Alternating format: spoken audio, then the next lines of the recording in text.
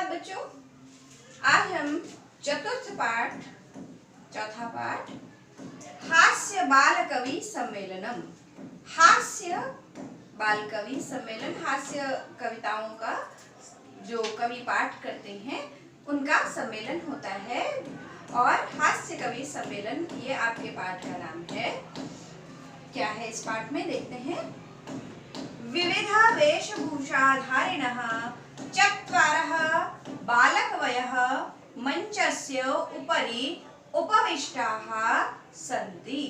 विविध वेशभूषा धारण करने वाले, अलग अलग तरह की वेशभूषा धारण करने वाले चत्वारः चार बालकवयः बाल कवि मंचस्य मंच के उपरि उपविष्टाः सन्ति ऊपर बैठे हैं। मंचस्य में षष्ठी विभक्ति का प्रयोग है। उपरि यह एक अव्यय पद है।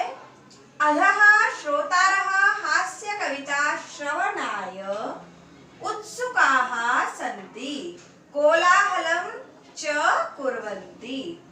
अर्थात अधः नीचे, श्रोतारः श्रोता जो सुनने वाले लोग होते हैं, श्रोता हास्य कविता श्रवणाय हास्य कविता सुनने के लिए, श्रवणाय में चतुर्थी विभक्ति का प्रयोग है। नीचे सुनने वाले लोग हास्य कविता सुनने के लिए उत्सुकाः सन्ति उत्सुक हैं। कोलाहलं च कुर्वन्ति और कोलाहल अर्थात शोर कर रहे हैं। च यहाँ पर अव्यय पद है, अधः अव्यय पद है। संचालकः जो संचालक महोदय हैं, जो उस कवि सम्मेलन को संचालन कर रहे हैं। अलम कोलाहलेन, उन्होंने कहा शोर मत कीजिए, शोर बस कीजिए। यहाँ पर कोलाहल शब्द में तृतीया विभक्ति का प्रयोग अलम पद के प्रयोग के कारण किया गया है।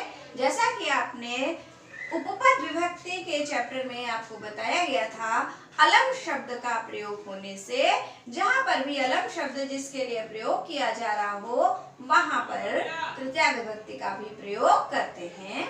तो अलम कोलाहलेन, शोर मत कीजिए या बस कीजिए। अद्य परम हर्षस्य अवसरः यत् अस्मिन् कवि सम्मेलने काव्यहन्तारः कालयापकाश्च भारतस्य हास्य कवि धुरन्धराः समागताः सन्ति। अद्य आज परम हर्षस्य अवसरः, बहुत हर्ष का अवसर है, आज बहुत प्रसन्नता का अवसर है। हर्षस्य में षष्ठी विभक्ति का प्रयोग किया गया है। अद्य यह अव्यय पद है। यत् यह भी एक अव्यय पद है। तो अद्य परम हर्षस्य अवसरः, आज बहुत प्रसन्नता का अवसर है। यत् की अस्मिन् कवि सम्मेलने, इस कवि सम्मेलन में काव्यहन्तारः, काव्य का हन्तारः अर्थात नाश करने वाले, कालयापकाश्च, काल समय को कहते हैं, यापकाश्च माने बर्बाद करने वाले, काव्यहन्तारः काव्य का नाश करने वाले और समय बर्बाद करने वाले, भारतस्य भारत के, हास्य कवि धुरंधराः हास्य कवि धुरंधर समागताः सन्ति आए हुए हैं। भारतस्य में षष्ठी विभक्ति का प्रयोग है। एहि अरे करतल ध्वनिना वयम एतेषां स्वागतम कुर्मः। एहि माने आइए, करतल ध्वनिना अर्थात तालियां बजाकर, वयम हम, एतेषां इनका, स्वागतम कुर्मः स्वागत करें। अब पहले कवि हैं गजाधर कवि। वो क्या कर रहे हैं? गजाधरः गजाधर कवि सर्वेभ्यो रसिकेभ्यो, यहाँ पर अवग्रह का देखिए यहाँ प्रयोग है। अवग्रह दर्शाता है कि यहाँ अ होना चाहिए। हमने संधि में पढ़ा था सर्वेभ्यो अरसिकेभ्यो, सभी अरसिकों को नमो नमः प्रणाम है। प्रथमं तावत् अहम आधुनिकम वैद्यम उद्दिश्य स्वकीयम काव्यम श्रावयामि। प्रथमं तावत्, सबसे पहले मैं आधुनिक वैद्य को उद्देश्य करके, यानी आधुनिक वैद्य के बारे में, वैद्य अर्थात डॉक्टर, स्वकीयम अपना, काव्यम श्रावयामि अपनी कविता, अपना काव्य सुनाता हूँ या अपनी कविता सुनाता हूँ। गजाधर कवि कह रहे हैं सभी रसिकों को, जिनका इंटरेस्ट ना हो, जिनको कोई रस नहीं आ रहा है, उन्हें अरसिक कहते हैं। तो चूंकि यह हास्य कविता है, हास्य का कवि सम्मेलन है, इसलिए यहाँ उल्टी सीधी बातें करके हंसाने का प्रयत्न किया जाता है। तो गजाधर कवि भी इसी प्रकार से कह रहे हैं कि सभी अरसिकों को प्रणाम है।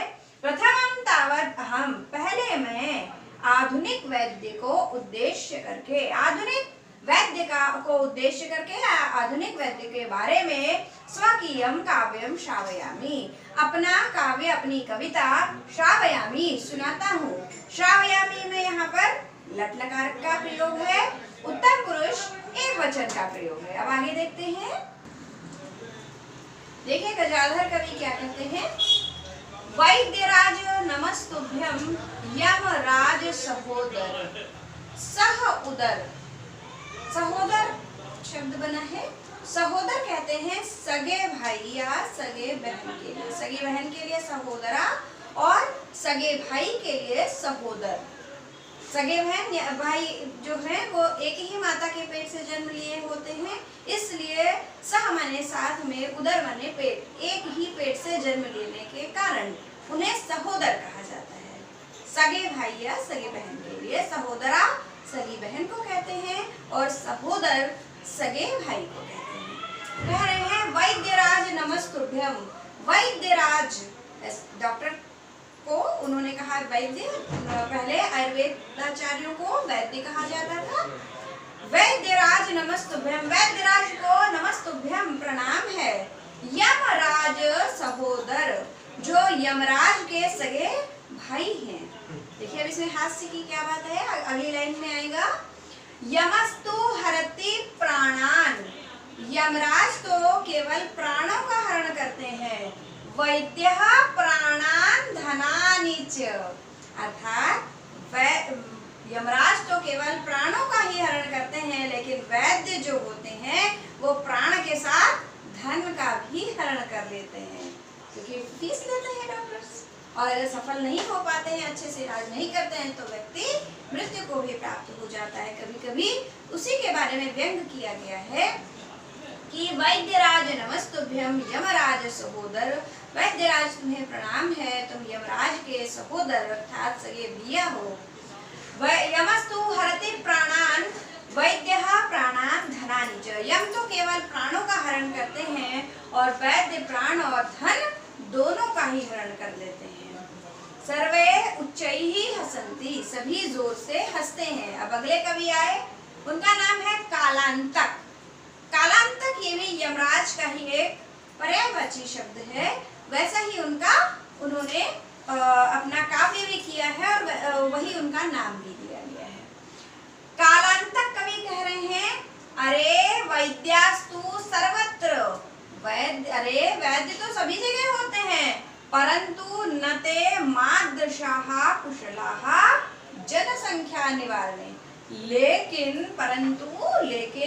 न ते वे नहीं होते, मादृशाः मेरी तरह कुशल, किसमें कुशल नहीं होते, जनसंख्या के निवारण में वो मेरी तरह कुशल नहीं होते, यानी जनसंख्या को हटाने में, कम करने में वो मेरी तरह कुशल नहीं होते। अब देखिए जैसे उन्होंने कहा कि वैद्य तो प्राण और धन को दोनों को ले लेते हैं, तो उस पर उन्होंने उत्तर दिया है कि अरे वैद्य तो सभी जगह होते हैं, लेकिन वो मेरी तरह जनसंख्या निवारण में कुशल नहीं होते। ममापि काव्यम इदं शृण्वन्तु भवन्तः माने आप लोग, ममापि मेरा भी काव्य सुनिए, आप लोग अब मेरा भी काव्य सुनिए। क्या काव्य है, क्या कविता कह रहे हैं। चितां प्रज्वलितां दृष्ट्वा वैद्यो विस्मयम् आगतः। चिता जलती हुई दृष्ट्वा देखकर, कृत्वा प्रत्यय लगा हुआ है यहाँ पर। कृत्वा प्रत्यय वह क्रिया हो चुकी हो ऐसा द्योतित करता है। तो दृष्टवा माने देख कर। चितां प्रज्वलितां दृष्ट्वा, चिता जलती हुई देखकर वैद्यो विस्मय आगतः, विस्मयम आगतः, वैद्य को विस्मय हो गया, वैद्य को बड़ा आश्चर्य हुआ।